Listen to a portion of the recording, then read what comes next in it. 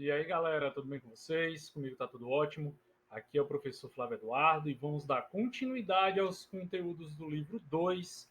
Essa aula especificamente para a galera do terceiro ano do ensino médio. E o capítulo de hoje, questões ambientais. Frente A, tá certo, galera? Página 748 a 752 e os itens abordados, recursos naturais e suas classificações, bem como os problemas ambientais. Pronto, galera, eu estou aqui com o livro aberto, certo? Questões ambientais, beleza? Antes da gente começar, eu peço que vocês peguem o livro físico de vocês, bem como um caderninho, um bloco de notas, para algumas anotações se forem necessárias, beleza, galera? Vamos dar continuidade agora. Recursos naturais são todos os bens que a natureza fornece, como o solo, a vegetação, a água, o ar, etc. Quando se fala de recursos naturais, cria-se um valor para a natureza, principalmente a partir da primeira revolução industrial, quando o ser humano passou a se apropriar mais intensamente dela. Com as inovações tecnológicas que foram sendo desenvolvidas, a sociedade passou a usufruir de uma gama maior de bens, amparada quase sempre no embate sociedade contra natureza.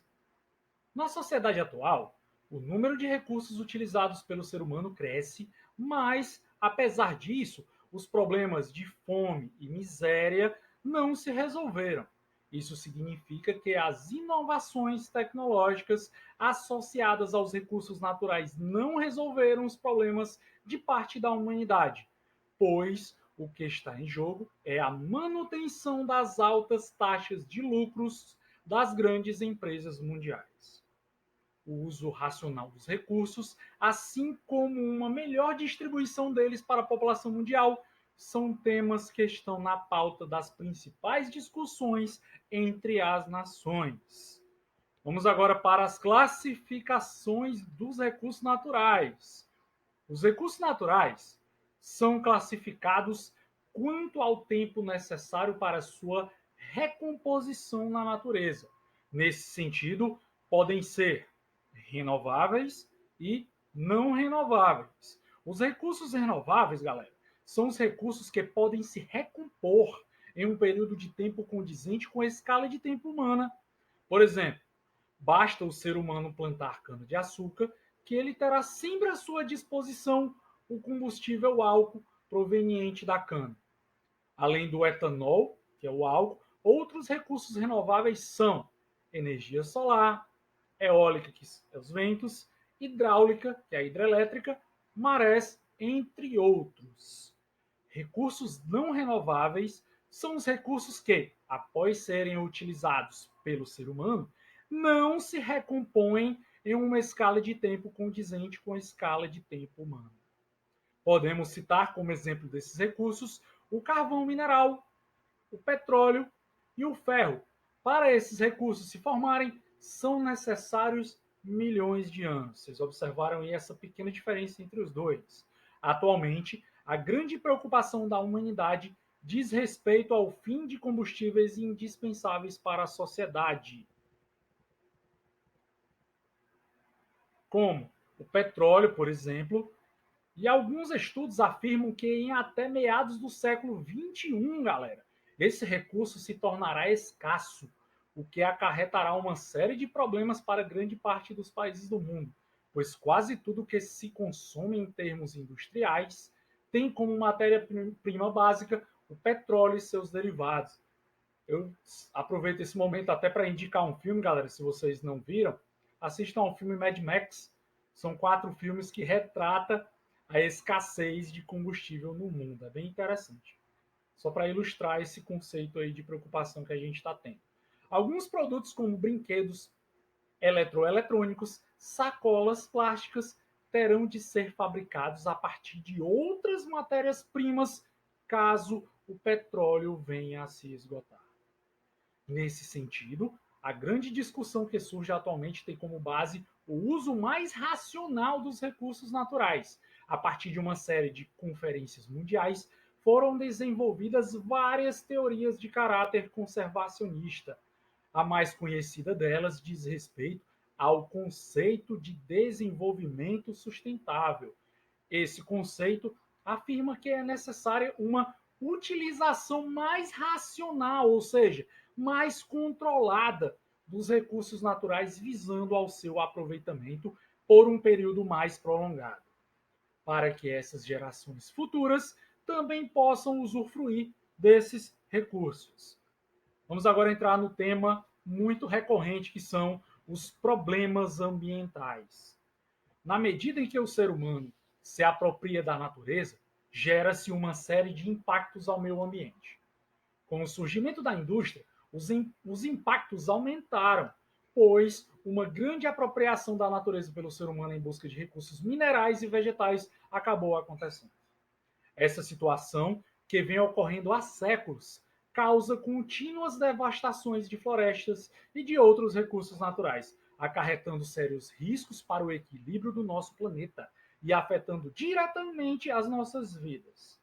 Com o aumento de desastres ecológicos de toda ordem, como vazamentos de óleos de navios petroleiros, desmatamento acentuado de florestas, contaminação de rios e lagos com agrotóxicos, por exemplo, né? A humanidade passou a dar maior importância para as questões ambientais. Surgiram, em decorrência disso, grupos ecológicos estruturados em ONGs, que são as organizações não governamentais, para lutarem pela preservação do meio ambiente. Esses grupos vêm obtendo várias conquistas, principalmente a partir de leis que visam a proteção do meio ambiente e que aplicam pesadas multas às empresas poluidoras. Entretanto, há relatos que algumas ONGs são financiadas por grandes empresas poluidoras, visando assim aos próprios interesses em detrimento dos princípios que defendem. Alguns países, como o Brasil, possuem excelentes legislações ambientais que regulamentam a emissão de poluentes causados pelas indústrias e atribuem responsabilidades nos casos em que ocorram desastres ambientais. Porém, o grande problema é a fiscalização, que ainda é ineficiente. Em escala internacional, pode-se dizer que as questões ambientais estão na agenda dos principais governos do mundo, principalmente a partir dos alarmantes, das alarmantes previsões sobre o clima global para os próximos anos. Ao mesmo tempo, as grandes empresas buscam o desenvolvimento de tecnologias mais limpas nas suas linhas de montagem, obviamente visando obter maiores vendas com a propaganda de empresa, que, entre aspas, preserva o meio ambiente. Para comprovarem este comprometimento com a natureza, as indústrias buscam obter algumas certificações internacionais que atestam os seus investimentos em tecnologias menos poluidoras. Boa parte dos países pobres ou em vias de desenvolvimento que possuem razoáveis quantidades de florestas alega que as leis ambientais podem agravar ainda mais os seus problemas sociais e barrar o seu desenvolvimento. O discurso em defesa da natureza foi idealizado por países ricos, o que caracteriza uma grande contradição, pois os maiores poluidores são os mesmos, galera. Os países mais ricos são os maiores poluidores. Ou seja, esse discurso pode vir a barrar o crescimento de muitas nações consideradas pobres ou em vias de desenvolvimento. É claro que o esgotamento dos recursos pode gerar uma série de problemas para a humanidade, mas esse discurso de preservação quase que total não resolve os grandes problemas da humanidade, como fome, doenças e etc. Neste atual período de globalização, acentua-se a expansão dos mercados, o que acarreta uma maior demanda por matérias-primas. Alguns cientistas afirmam que essa expansão vem causando problemas ambientais que não têm apenas escala local de atuação, mas também escala global. Alguns problemas ambientais, como desertificação, lixo radioativo, emissão de poluentes na água e no ar, intensificação do efeito estufa, desmatamento, redução da camada de ozônio, não respeitam fronteiras e acabam afetando boa parte da vida do planeta.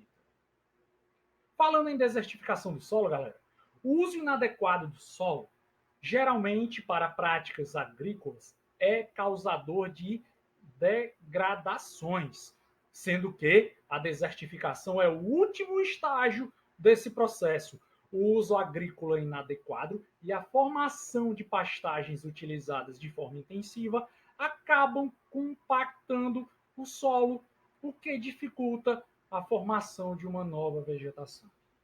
Em diversas áreas do mundo, a desertificação é um processo que afeta consideravelmente o meio ambiente. Alguns países sofreram ou apresentam alto risco de desertificação, sendo que os últimos cálculos estimam que cerca de 21 milhões de hectares de terras produtivas sofrem com esse processo. Eu chamo a atenção de vocês, galera, nesse mapa a seguir, que mostra o maior risco de desertificação. Olha aqui, ó, no planisfério, olha aqui. Que interessante. Nós temos o seguinte, planisfério, riscos de desertificação. Aí nós temos aqui as legendas, e as legendas aqui abaixo tem o seguinte. Baixo, moderado, alto e muito alto. Observem que o muito alto está espalhado por várias regiões do nosso planeta. Acompanhe a legenda, bem como esse mapa que está demonstrando os riscos de desertificação também no livro de vocês. Continuando, galera, a gente vai falar agora também de outro problema que é o chamado lixo radioativo. A produção de energia nuclear e a construção de armamentos nucleares gerados a partir do urânio são extremamente prejudiciais ao organismo humano devido ao seu alto grau tóxico. O urânio é um elemento instável, pois o núcleo de seu átomo tem excesso de nêutrons, o que faz com que ele emita radiações. Essas radiações eliminam os excessos de nêutrons e de outras partículas na busca de uma estabilização.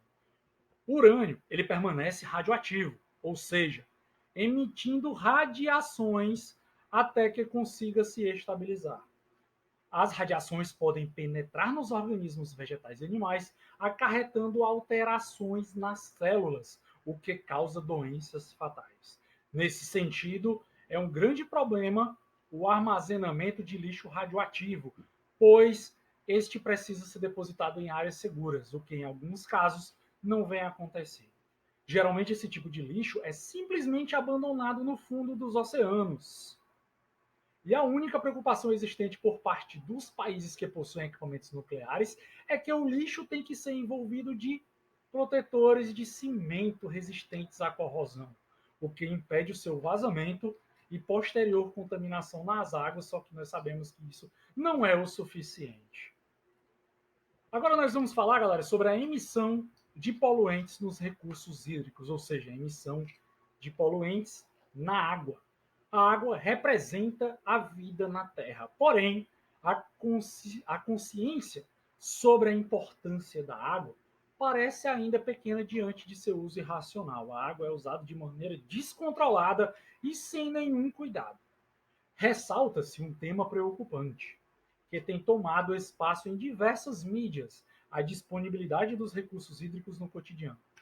A preocupação demonstra por vários setores da sociedade confirma a seriedade da questão, pois se trata de um recurso natural limitado, viu, galera? A água é limitada e de uso comum a todos, ameaçando pelo uso indiscriminado e irresponsável da água, culminando a possibilidade iminente de escassez de água potável no planeta para gerações futuras até.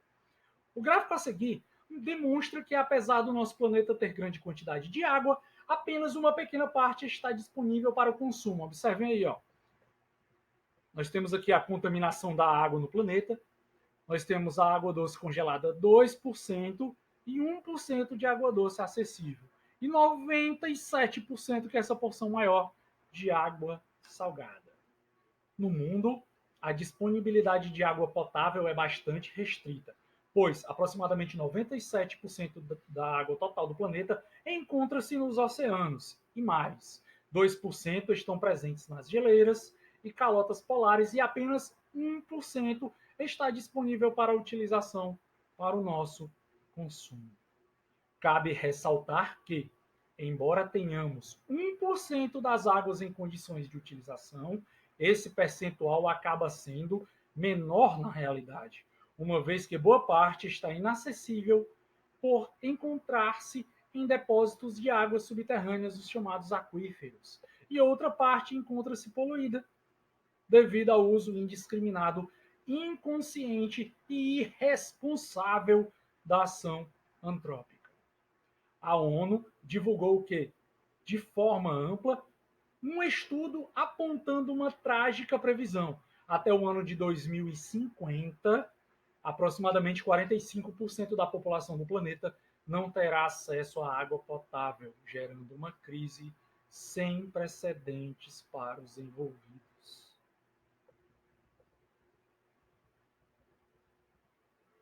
Por isso, é necessário a preservação desse recurso essencial para a sobrevivência de todos os seres vivos do planeta.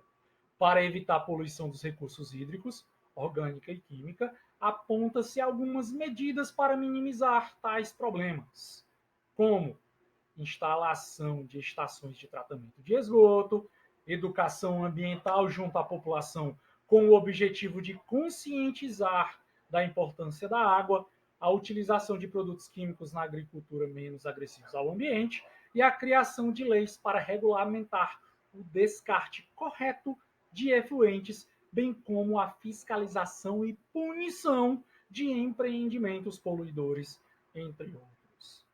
Cabe salientar que o saneamento básico de vários centros urbanos ainda é deficitário, ou seja, é deficiente, favorecendo o quadro de degradação ambiental. Ainda é grande a quantidade de esgoto doméstico e industrial que são lançados diretamente em rios, galera, sem o devido tratamento. Essa atitude causa a contaminação das águas, diminuindo drasticamente a fauna aquática, bem como reduz drasticamente a possibilidade de uso dessa água para o consumo humano. Agora nós vamos falar, galera, sobre o efeito estufa. E o efeito estufa ele é um fenômeno natural que ocorre desde os primeiros momentos da existência da atmosfera na Terra. Aliás, na atmosfera da Terra. Ele ocorre em função de ação bloqueadora dos gases da atmosfera sobre o calor retido na superfície terrestre.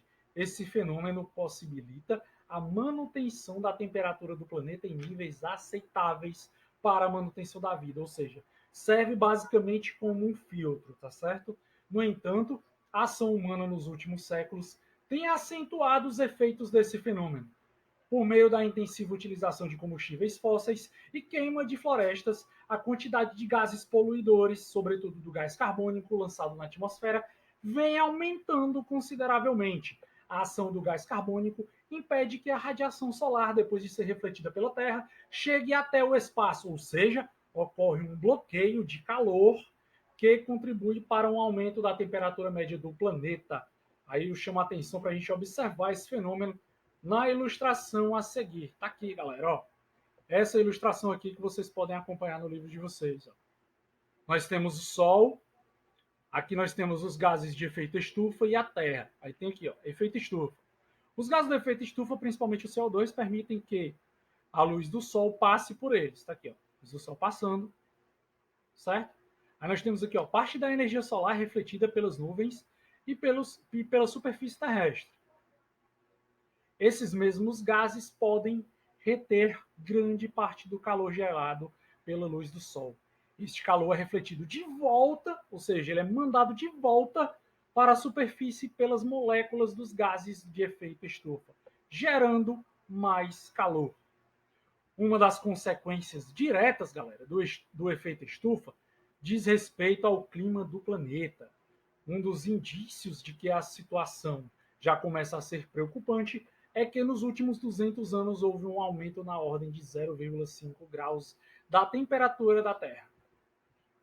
Alguns pesquisadores não associam esse fenômeno ao efeito estufa, e sim às atividades vulcânicas e evolução das manchas solares.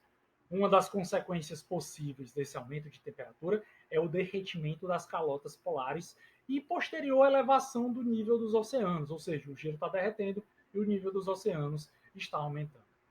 Como sabemos que boa parte das cidades do mundo localiza-se nas áreas costeiras ou próximas a elas, as consequências podem ser catastróficas, pois, além dos possíveis estragos nas cidades, a pesca e a agricultura podem ser reduzidas nessas áreas.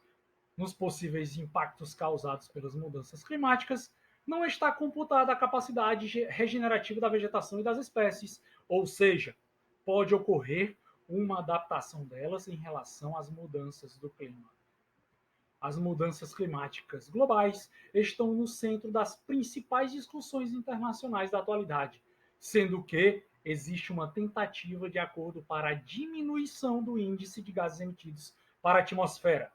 O chamado Protocolo de Quioto, chama atenção, e o Protocolo de Quioto foi firmado com esse objetivo. Porém, alguns países, geralmente os que mais poluem, não ratificaram o protocolo.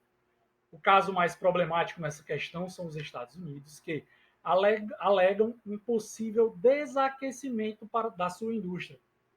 Não ratificou o protocolo de Quioto. Vale lembrar que os países ricos são responsáveis por aproximadamente 75% das emissões de gases de origem fóssil na atmosfera anualmente. Outro acordo discutido recente refere-se ao Acordo de Paris, também chama a atenção tanto o Protocolo de Quioto quanto o Acordo de Paris, que foi firmado na 21ª Conferência das Partes, a chamada COP21, em 2015, na cidade de Paris, aprovado por 195 países e assinado no ano seguinte.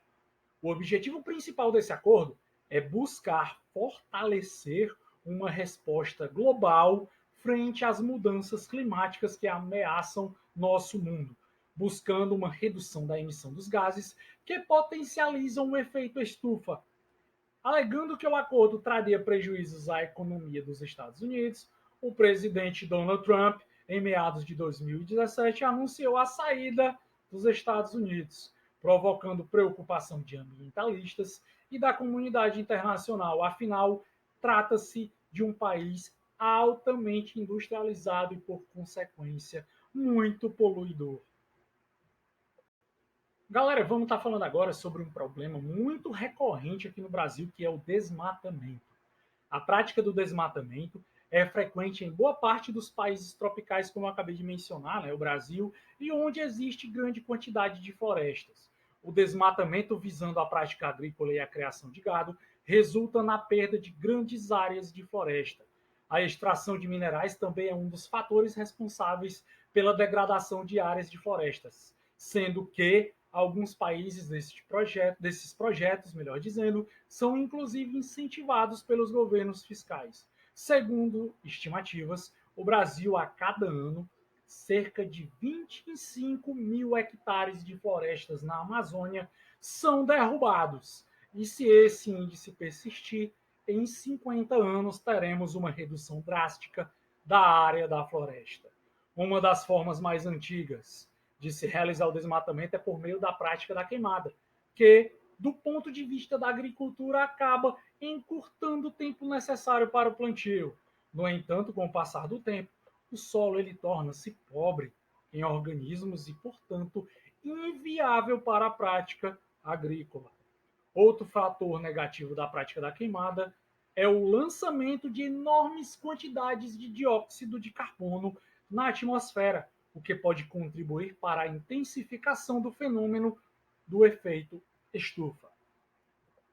As alterações climáticas, em função do desmatamento, podem criar microclimas nos quais a quantidade de chuvas é inferior àquela que há existência nas áreas de florestas.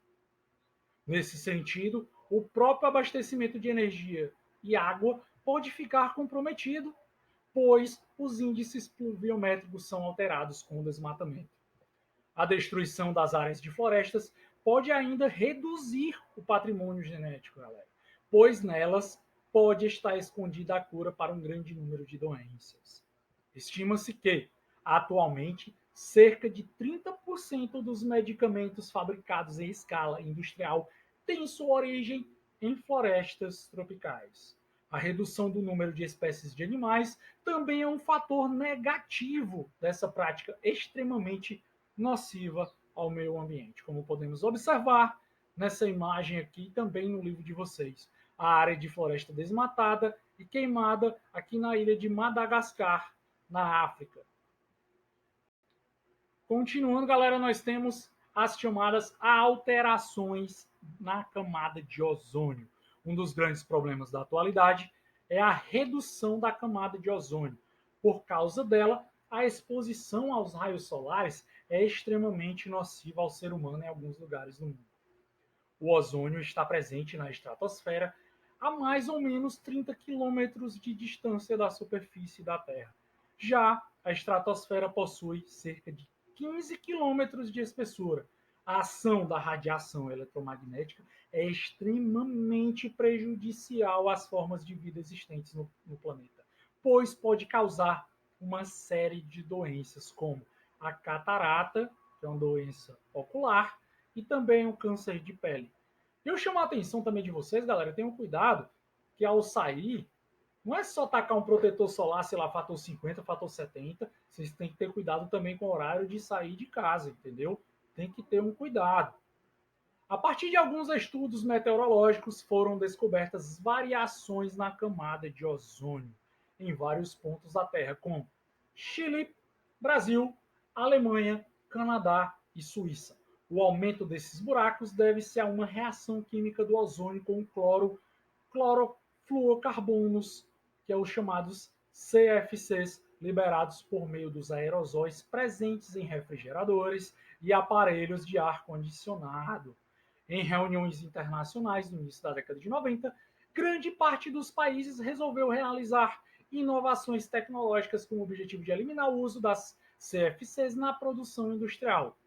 O prazo estipulado para a eliminação de CFC em escala industrial foi 2010. Porém, isso não ocorreu na prática, onde algumas nações como Índia e China relutaram em aceitar essa proposta, pois boa parte de suas indústrias utilizam o CFC no processo de fabricação de eletrodomésticos. Pois é. Galera, outra coisa, eu chamo a atenção de vocês para vocês ampliarem os seus conhecimentos. Leiam esse texto complementar do livro de vocês, certo? Que fala o seguinte: Trump anuncia a saída dos Estados Unidos do Acordo de Paris sobre mudanças climáticas, para vocês entenderem ainda melhor como é que foi essa saída dos Estados Unidos, beleza? Bom, galera, chegamos aqui ao final de mais uma videoaula. Eu agradeço a presença maravilhosa de todos vocês. E, para complementar os nossos estudos, eu estou passando essas seguintes atividades, praticando páginas 753 e 754, bem como o DH da 754, só que as questões de número 1, 2 e 3, tá certo? Somente essas questões. Eu agradeço mais uma vez a presença maravilhosa de todos vocês. Continuem os estudos, façam anotações, galera. Vão estudando, vão anotando, vão fazendo diagramazinhos, como eu já fiz em aulas presenciais com vocês, que melhora o estudo de vocês para o Enem, beleza? Valeu, galera. Fui e até a próxima. Se cuidem.